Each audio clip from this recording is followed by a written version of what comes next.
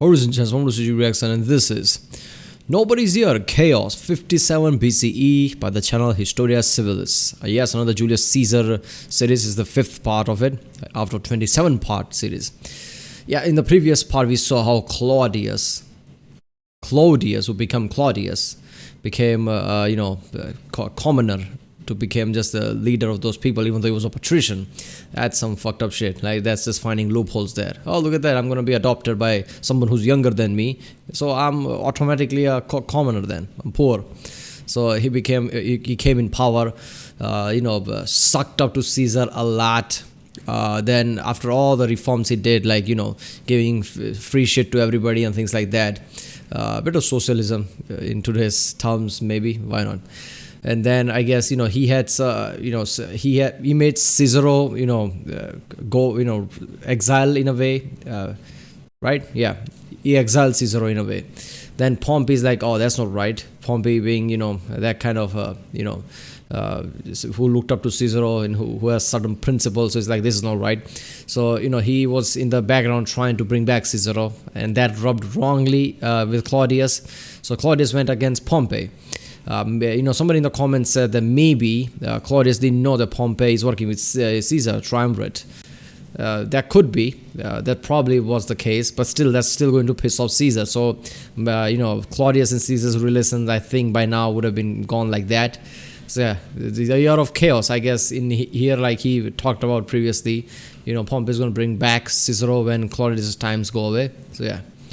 Remember, if you like my reaction, don't forget to subscribe, check out the Rick Sunday, there's a link in the description, check out the cast play, check out the end cards, and yeah, let's watch it.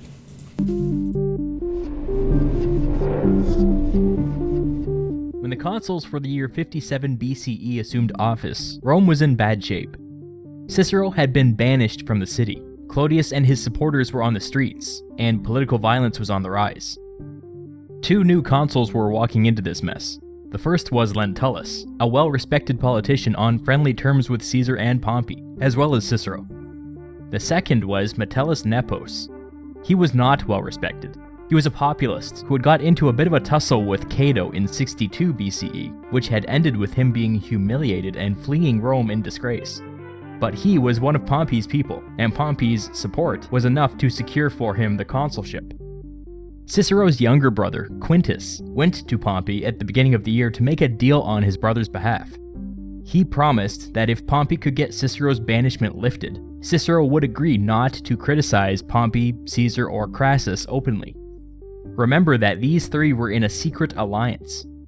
Pompey agreed, but he had to run it by his allies first. So a messenger was sent to Caesar in Cisalpine Gaul. Initially, Caesar wasn't super supportive. He was still feeling sore towards Cicero for not supporting his agenda during his year as consul. But getting this kind of concession from one of Rome's most influential politicians was too good to pass up.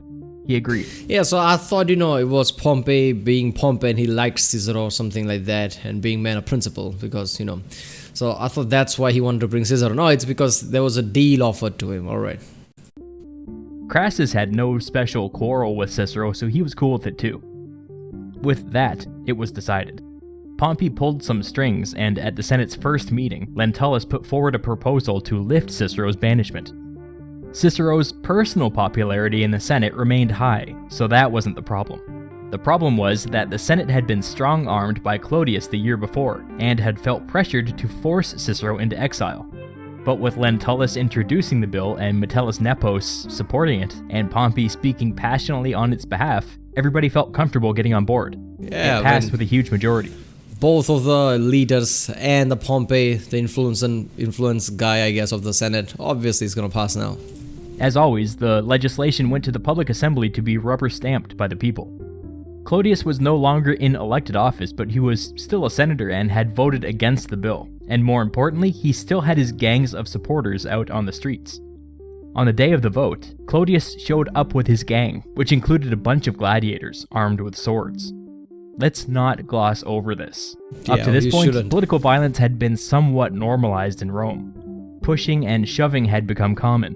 Open street fights between different factions were becoming more and more frequent. But make no mistake, Claudius was bringing this to a whole new level. All of our sources say that he brought gladiators, but don't forget that these were professional killers and Clodius was paying them. We have a word for that: mercenaries, armed with swords. Rome was supposed to be a demilitarized zone, and swords were forbidden in the city. I can't overstate how significant this was. This was looking more and more like an armed militia. I mean, isn't there some kind of a law or something that, so what if you're a senator? If you do shit like this, you go to jail or put on trial or something. You can't just do this shit. You just have fuck Senate, fuck the, whatever decision they make. I'm just going to strong arm them. I have assassins, I have mercenaries with me. No. Can't they just, go to Senate and vote like, yeah, let's put, Claudius up to trial or something for all the things he's doing? Clodius's supporters moved against the public assembly, and there's no other way to say it. It was horrible. Dead bodies covered the streets, and people fled in terror. Several of the tribunes of the plebs were seriously wounded, which, let's not forget, was a death penalty offense. Cicero's brother, Quintus, was there to see the lifting of his brother's banishment, and he survived the slaughter only by crawling under some bodies and pretending to be dead. Titus Annius Milo was a popular, conservative tribune of the plebs, and for him, this was a life-altering experience. He decided, on that day, that the only way to put an end to this political violence was to fight fire with fire. Milo rallied his supporters and told them to take to the streets. He then enlisted his own cadre of gladiators, or mercenaries, whatever we're calling them, and illegally armed them with swords of their own. From that moment on, whenever Clodius showed up and started to cause trouble on the streets, Milo responded by rallying his supporters and causing trouble in return. Violent clashes broke out all over the city, and the death toll skyrocketed. I don't understand it. There is no law there. I mean, there is no inner law type of thing, inner police type of thing. Like if somebody do this, they get to put on trial because they broke the law. I mean, it is illegal to kill people like that, right? It's a death penalty offense. Tribune of the plebs or whatever killing them. So why is nobody holding him for that? Like, you can't do this shit. We have one description of the Tiber being filled with corpses, and the ground on the Forum being covered in blood. This wasn't just gangs getting into fistfights anymore. These were men armed to the teeth, showing up with the intent to kill. This was anarchy. As the body count continued to rise, public opinion began to turn. The mob violence was horrifying, and normal citizens began to call for Cicero's return. There are two reasons for this. First, people were hopeful that the violence would stop if Cicero's banishment was taken off the table. Second, Cicero was most well known for being the guy who restored order during the Catiline conspiracy. This rule of law kind of conservatism was now looking pretty good, and as a result, Cicero's personal popularity soared. If Cicero was popular in Rome, he was a rock star in the rest of Italy. He had been born a provincial Italian, not a native Roman. Yeah, I was about to say that, this before it was just normal fist fight and all the political bullshit that happens even today in the world. Yeah, fist fight happens, shoving happens. But now using the mercenaries like that, that's literally inner civil war type of thing, right? I mean, I would think that the Senate would realize the who's at fault here and ask, I don't know, some of the legates or something, some army to basically take out the threat or something. Or maybe Caesar having the biggest army probably by now because he has 3 states under him with those many people. He would just walk inside. But then again, you can't come inside Rome with your army, with a general, right? Yeah. But then I thought, wait a minute, he said he's going to do that, but not now. He's going to cross the Rubicon when this is going to happen. So, first I was thinking like, okay, all this shit is happening. Obviously, that's not good for Caesar either, right? Because, Claudius is not really working for him. So why is Caesar not just getting personal? I'm going to handle this myself and just walk inside the Rome and take him out. But yeah, obviously you can't do that. You can't walk inside Rome while being an active, general or whatever. But he's not a general. He's a governor, right? But still, I don't think you can come inside the Rome with an army or something like that. But Senate could pass some kind of law that this civil unrest has gone too far, and we have to bring in some some legates or whatever. But But then, I thought, wait a minute, Caesar is going to get pissed like that. He is going to enter the city, but not now when the entire Senate goes against him. And he's going to cross the Rubicon, I guess, far down the line. I don't see it right now in the list, so I guess it's way far down the line. But yeah. And the Italians viewed him as one of their own. It helped matters that he put in the work to maintain these relationships, especially with some of the richer landowners in the countryside. Pompey could sense that Rome was approaching a tipping point, so he went on a tour of Italy, giving speeches and whipping up support. People from all over the countryside began to flood into Rome to voice their support for overturning Cicero's banishment. With Cicero's popularity higher than ever, the consul Lentulus launched a trial balloon. He introduced some legislation that didn't actually do anything except formally thank everybody in Rome who was working to get Cicero's banishment lifted. This passed with plenty of support and got through the public assembly without any violence. That was a good sign, so for the second time, he introduced the legislation that would formally lift Cicero's banishment. And again, Clodius voted against the bill, but it didn't matter. It passed with plenty of support. When it went before the public assembly, many powerful senators joined together and spoke to the crowd in support of the bill. Milo and his hired gladiators, armed with swords, were lined up. I don't understand this. How can Claudius just, break the law, kill people left and right when they're just trying to, go with how you're supposed to present the bill like that? When they do that, how can Claudius just say, fuck that, I'm just gonna kill people, and then go back and sit in the Senate like it's nothing even happened?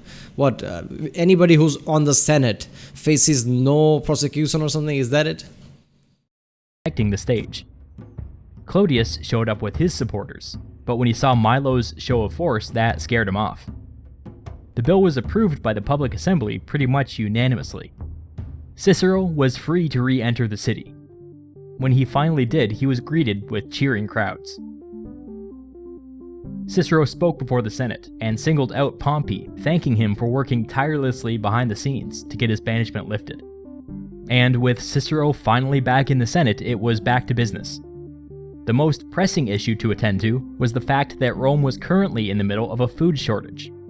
Clodius's grain program, which had been passed last year, had promised free food to the urban poor. Supplies simply couldn't keep up, and Rome's granaries were dry.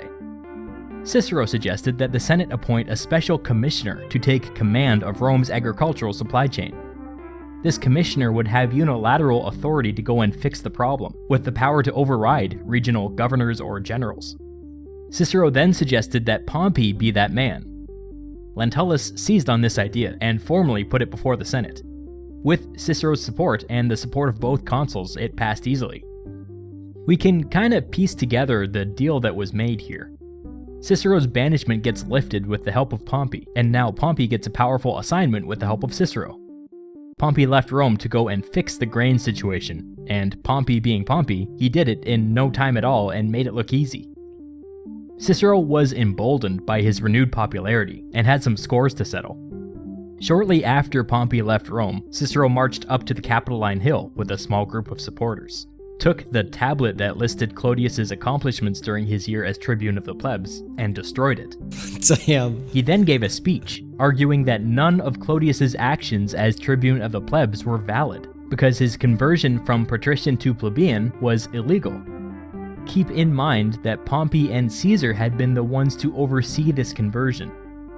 Cicero had a legitimate feud with Clodius, but indirectly dragging Pompey and Caesar into it makes it seem like Cicero was beginning to go back on his promise not to criticize them openly. Cicero was making an extremely controversial claim, and at the next Senate meeting, Cato slapped him down by saying that it would be extremely irregular for them to overturn an entire year's worth of legislation. Cicero was clearly out for blood, which is why he had opened this full What? Okay, first of all, Cicero going against Claudius, which Pompey and Caesar put him on the place, basically, who made him the tribune of the plebs. Cicero talking against Claudius feels like he's going against Caesar. Now, Cato is the one telling Cicero, you can't do that. So Cato is helping Caesar in a way. No, this is all weird. First of all, didn't Claudius just try to go against Pompey, right? Because Pompey was trying to bring back Cicero. Cicero. And doesn't that piss off Caesar in a way? But then again, Caesar is the guy who, helped the guy who basically was trying to bang his wife. So I guess he will let that thing go. And especially if Claudius didn't know that Pompey is with Caesar, that kind of makes sense. So now Cicero openly going against Claudius, which Pompey and Caesar put on the place to tribune of the plebs because they wanted his influence. Kind of feels like Caesar is going against Caesar. But Cato is now telling Caesar, don't go against Claudius, where Claudius is Pompey and Caesar's man in a way because they put him there. This all just feels weird. Full frontal assault on Clodius's entire legislative legacy. But with that avenue closed to him, Cicero began to make it clear that he was particularly interested in overturning a specific piece of legislation, which he considered to be a highly symbolic, lingering personal attack against him. While Cicero had been banished, Clodius had had Cicero's home in the center of Rome demolished, and had erected a temple to liberty in its place. No way! To Cicero, this was a daily reminder of his humiliation, and he felt that the only way to complete his political comeback was to rebuild his home. No shit. The problem was, you couldn't just tear down a temple. It was a religious issue, which took him before a body we're now familiar with, the College of Pontiffs. Remember, Caesar was the Pontifex Maximus, which meant that he was supposed to oversee the College of Pontiffs, but he was off in Cisalpine Gaul, which meant that the college kind of governed itself. Cicero made his arguments to them, and when he was done, the college discussed the case behind closed doors. Finally, they came to a decision and made their report to the Senate.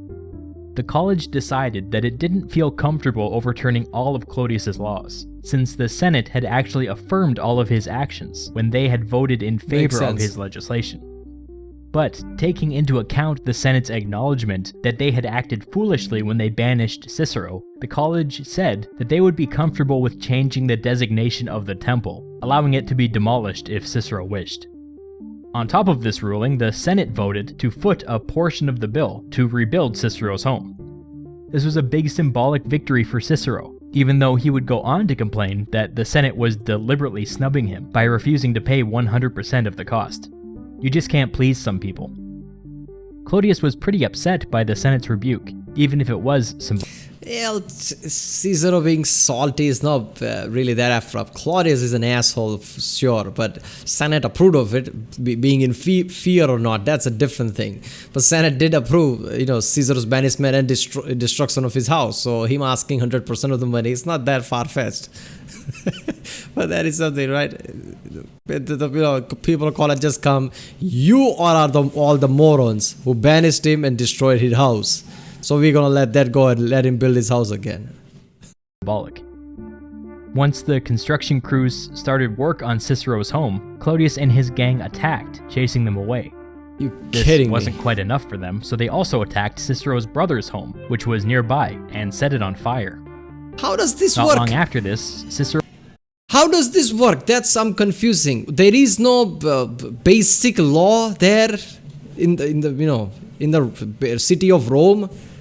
If I don't get my way, I'll just have mercenaries and I'll do whatever the fuck I want and nobody does anything? Cicero was walking down the street when Clodius's gang attacked him. They were all throwing rocks, and he could see that some had swords. He darted into the home of one of his supporters, and a crowd gathered outside to fend off Clodius's gang. When it's no longer safe for senators to go about their daily business, you know the political violence is out of control. Seriously. The continuing threat of this violence had forced the elections to be postponed several times, but finally, late in the year, they were held, and Clodius was elected aedile, proving once and for all that his support remained strong, even after a year of setbacks at the hands of Milo and Cicero. At this point, Clodius and Milo were at each other's throats, each at the head of their own militia. Political rhetoric had reached unprecedented heights, with the two men openly threatening to murder each other in public. And, sadly, it would only get worse. I don't get that. Who makes sure the Senate has power? There has to be armed forces like police or anything like that. Some personal, group of legates and soldiers or whatever that makes sure that nobody can just force their way into doing anything, just like Claudius is doing here. Otherwise, anything Senate passes, somebody could just hire mercenaries and say, fuck that. This is after all, Claudius has been doing this shit. Claudius has been breaking the laws, death penalty level of laws, and nobody's doing shit. What is this? This is why I thought, maybe Caesar would just march in and just take point. Then again, Claudius is still working for him in a way, right? Even though he tried to went against Pompey. I'm still confused on that part. Caesar and Pompey put Claudius, made him the tribune of the plebs. Then he went against Pompey. So is Claudius still working for Caesar, in his favor? Or he has gone out of hand long time ago. If that's the case, I don't know why Caesar is not just coming and taking him out like, okay, enough of this shit. I have the biggest army. But then again, doing that just means you're trying to destroy the Senate and just trying to become an emperor or something. That's a major no-no. You can't just walk up to Rome with an army, which he's going to do along the line, crossing the Rubicon. But he can't do that now. But, I don't understand this whole structure. Why isn't there some kind of a police or something that keeps things secure? How can anybody just hire mercenaries? And, you know what? You hired mercenaries. You know what I'm going to do with that? I'm going to hire my own mercenaries. That's just a war, man. That's just fucked up. Alright, people, that was Nobody's Year Chaos by the channel Historia Civilis. If you like my reaction, don't like and subscribe so I know which type of videos to react to more. Check out the Rick Sunday. There's a link in the description. Check out the cards well played. Check out the end cards, and I'll see you next time.